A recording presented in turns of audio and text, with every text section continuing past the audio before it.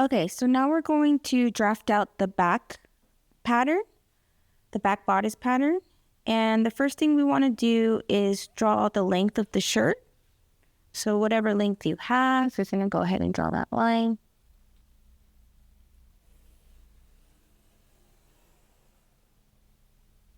Now on the top part of the pattern, we're going to get our back measurement. So whatever your back measurement is, you're going to go ahead and do a marking there.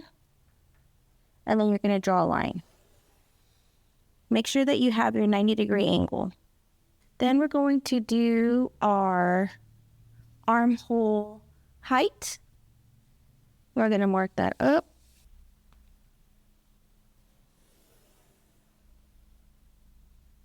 And we're also going to mark our waist.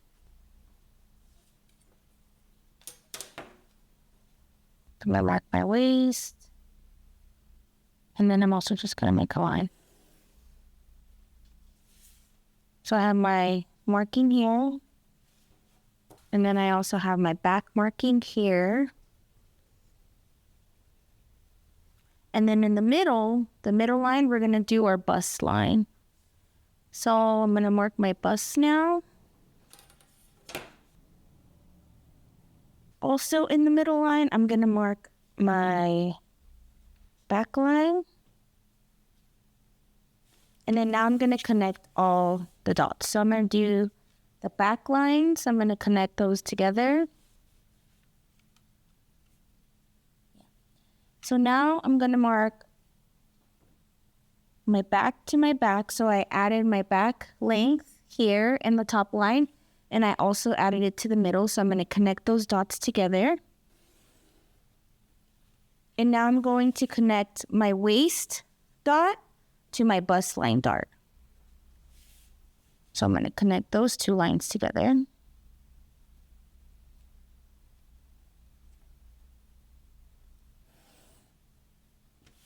So it should look like this.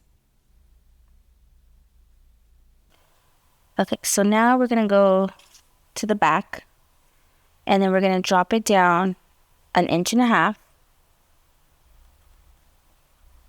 So you're going to mark your neck. And then we have dropped it down 1.5 inches, and you're going to meet those 2 points together.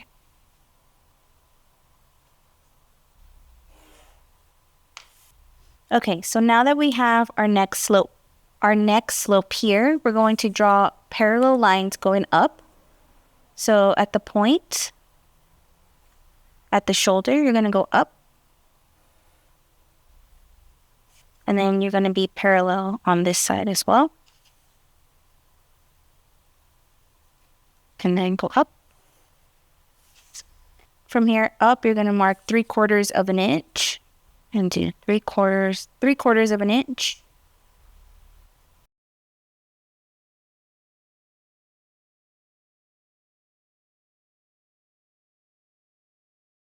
And then you're going to connect those lines together.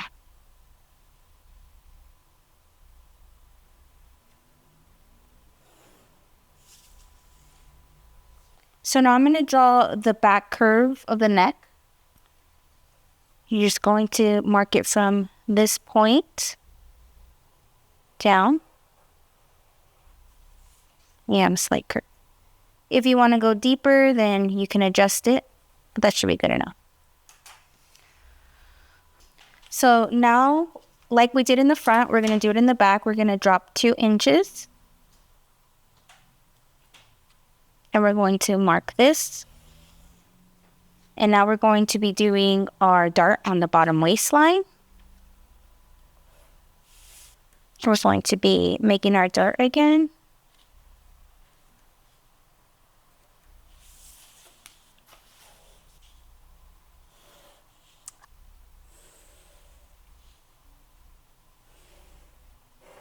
So now that you've gotten 1 inch, you're going to add the inch on the side again.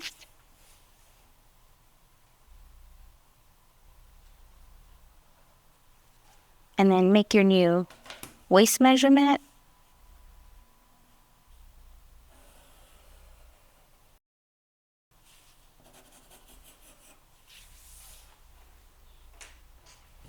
So now we're going to connect the waist and the shoulder together to make our armhole. So just go ahead and grab your tool.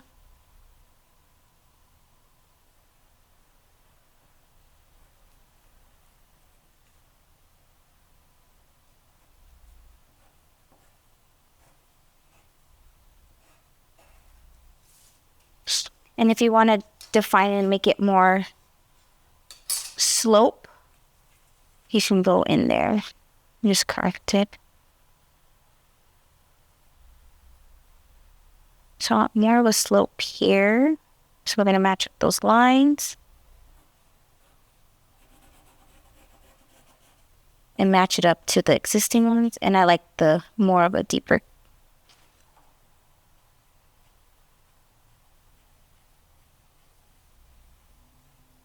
So that's going to be my arm shoulder. Okay, so now we're ready to cut.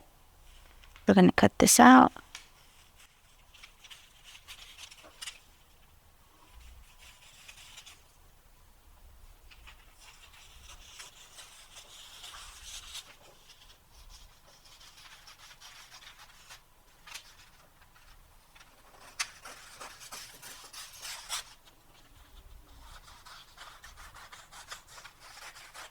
And it should look like this when it's done.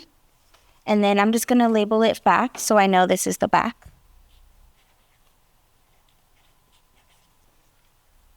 So now we're going to make sure that the front and back bodice match up. So the way that I like to match it up is on the side seams, I'm going to make sure that both of these are matching correctly. So when we sew them together, we know that the top part of the underarm is going to match in the bottom. Here, if you wanted to adjust, you can go in a little bit deeper so you have a perfect U. But the thing that really is important is you matching up your underarm to the bottom of the bodice. If those are matching, you're good. Another way is matching up shoulder to shoulder. If they're matching up here and you have your curve for your underarm, for your armhole matching with the front and the back and your neckline, that is also correct. If your front or your back neckline is a little bit higher than the other, then that's where you would have to do your adjustments. And same with the armhole.